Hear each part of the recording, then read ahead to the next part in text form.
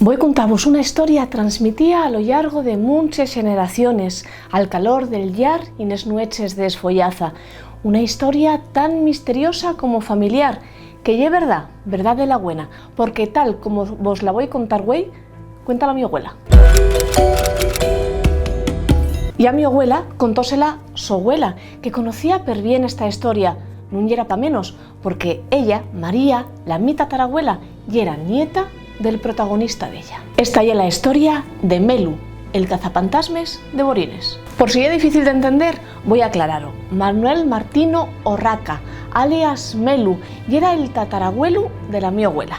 Nació en Borines allá por 1821, por lo tanto podemos situar esta historia más o menos tal como la contaba él a mediados del siglo XIX. Porque allá por esos tiempos y era cuando era el Melu mozu, un treintañero de muy buen ver. D'aquella el mi pentabuelu, que asina se dice este parentesco en genealogía, y era carpintero y cazador, y solía volver a casa de noche o salir de ella de noche también, bien por ir a trabajar o bien por volver de trabajar. Ya sabéis que d'aquella la jornada laboral de 8 horas no se estilaba mucho. De hecho, la jornada laboral de 8 horas ye de 1919, va ahora 100 años. Así que el Melu conocía per bien la noche y los sos temores, que yeren muchos. Los llobos, bien abundantes d'aquella, en más que güey, y que desesperados nuna mala noche de invierno, na que no tuvieren demasiada caza, bien podían coger al ser humano, a la persona que vagara por el monte para obtener sustento de ella. La huestia también y otras presencias espectrales, andai de día que la noche mía.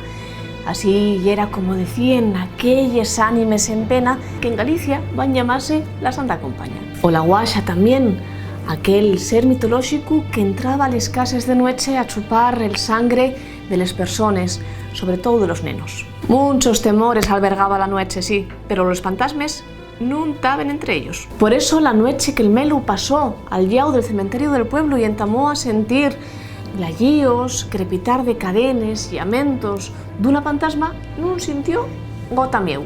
Ni tampoco cuando al poco el pueblo, ya advertido de la extraña circunstancia, tenía tanto mieu que no encontraba consuelo más que en ir cada domingo a la iglesia a meter una perruca más en el cepillo, por si así Dios apiadábase un poquitín más del pueblo. Aquello ya era bien raro, y no era cosa de bon cristiano, decía el Melu, creyer en fantasmes. Y era superstición, non piedad.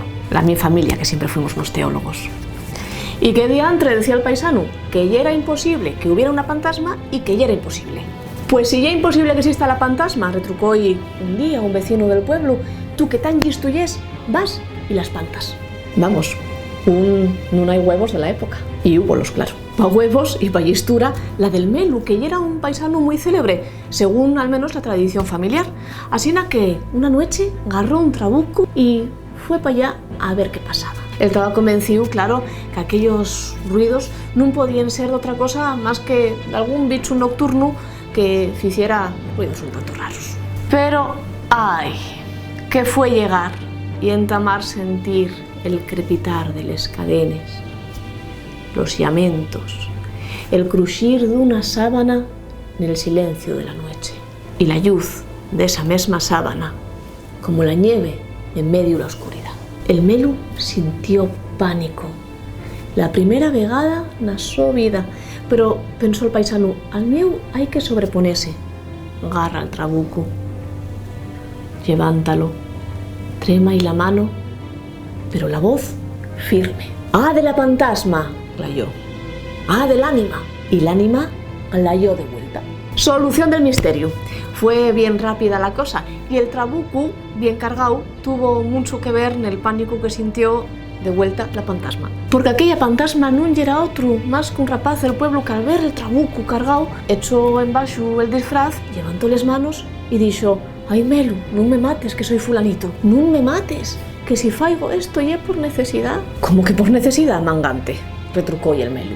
«Pues por necesidad», retrucó el mozu, «por necesidad mía y por necesidad del cura, que dice que si la gente pasa mieu por la noche, los domingos tiene más perres en el cepillo de la iglesia». «Ay, el dinerín, cuánto puede facer el dinerín y cuánto puede facer el mieu una xente pa facer creyer nunha necesidad. Neste caso, la necesidad era congraciarse con la iglesia de Borines y con su párroco. Esta é una historia real del mi pentagüelu que siempre se contó na mi familia y de xuru que en es vueses familias también se contaban historias bien curiosas y también de mieu a la par que reales. Historias que falen de creencias, de míos atávicos o también de timos puros y duros, como la fantasma de Borines.